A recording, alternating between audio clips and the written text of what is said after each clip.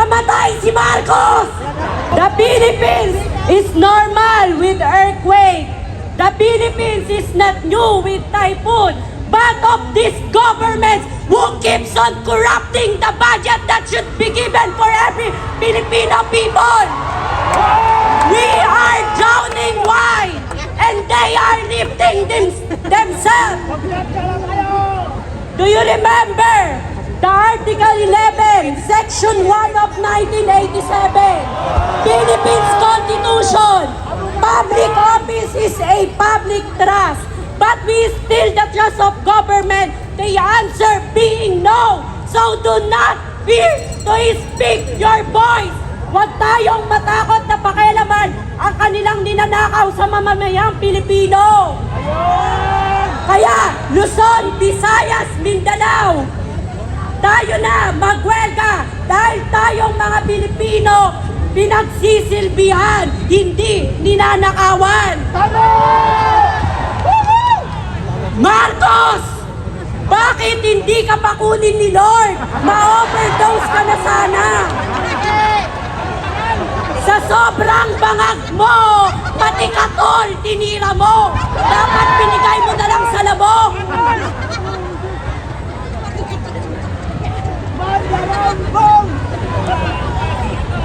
Lakasan mo, wala ka namang kaso. Ang sabi ni John Vic Rimulya, kaya daw nag-surrender si Marcoleta dahil high na high daw. Pero di nila alam, ang presidente nila high ng high, kakasing hot ng tawas.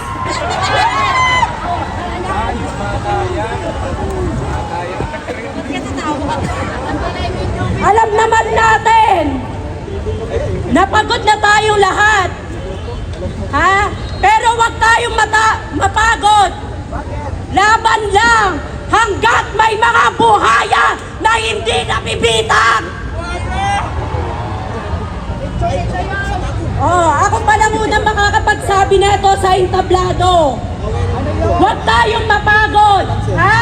Huwag tayong mapagod. Lahat dyan, huwag tayong mapagod. Hanggat may putang inang presidente na nakaupo sa Malacanang, huwag tayong mapagod. Sa mga Gen Z dyan na gusto magsalita, pumunta kayo dito. Huwag tayong matakot mga kabataan. Dahil tayo mga kabataan, ang pag-asa ng bayan. Klen-klen diba? Ang demonyo ng palasyo na tumpak-tumpak ang kasinungalingan na pinagtatakpan niya ang kabit niyang si Marcos Jr. Bakit tanggol ka ng tanggol kay Marcos Jr.?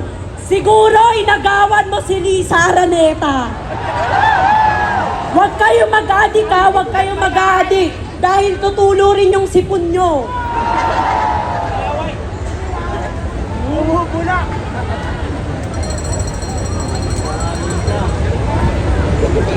Ayan, so kami po mga nagmula kay Abante sa House of Representatives, pinapatawag kami sa hearing.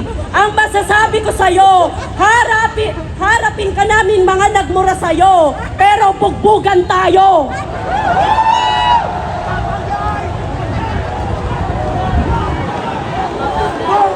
Buhaya! Buhaya! Eto pa, papayag ba kayo na uupo sa 2028 si PhilHealth Queen na nagnakaw ng PhilHealth Funds na si Risa Hontiveros? Isa siyang PhilHealth Queen, kaya ang sigaw natin, Risa na nasa lata! Risa na nasa lata! Risa nyo, nasa lata na! Bakit nga ba pinapa-impeach nila si Sara Duterte? Impeach kayo ng impeach kasi alam nyo, ipapakulong kayo!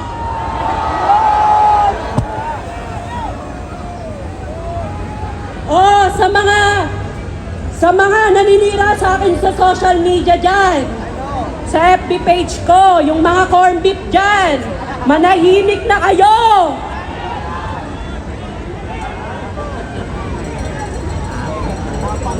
Oh, si Luistro na namumula yung bibig na may kulangot sa mukha.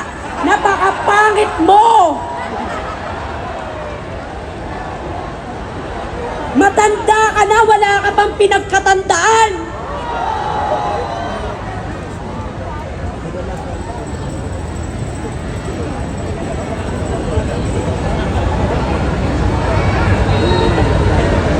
Patuloy natin paimbestigahan yung flood control. Tama. Oh, sa kabayo ng artista dyan, sabi niya, Marco Beta daw. Eh siya nga, vice pangit. Oh, tanggalin mo yung makeup mong may baku-baku sa mukha. Tuloy ang paninira mo sa mga minority ng Senado eh. Eh mukha ka namang kabayo ng It's Showtime.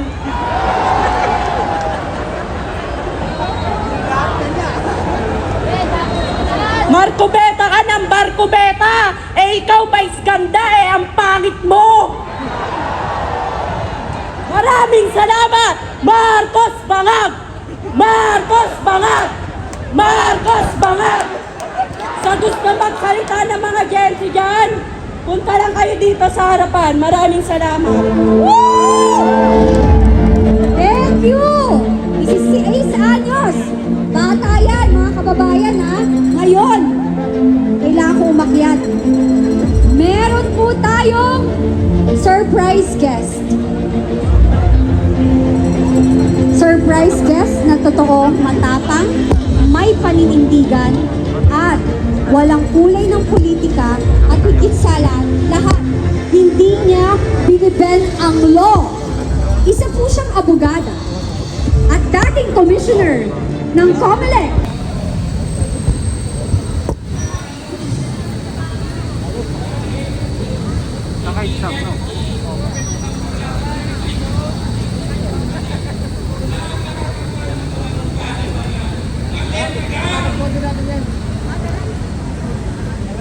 Gagawin natin sa kanila. Itayin. Ibalik ang death penalty para sa mga manlalangkong kumakot baya ng gobyerno. Hindi dapat naghihirap ang bayan kasi ang mga Pilipino ay likhang magsipag. Hindi tayo nagsisigil.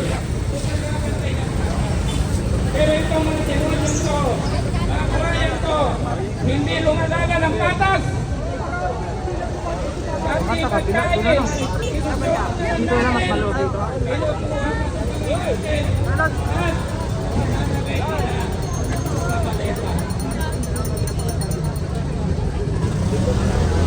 Bilang abogado, ang hinihingi ko sa inyo,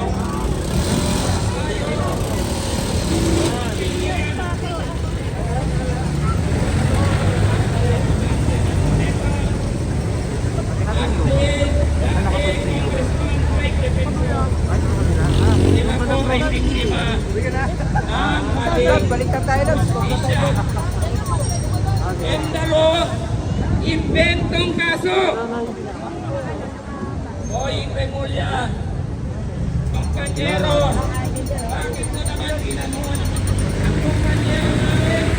Ang mahal ng kabayan, si Senador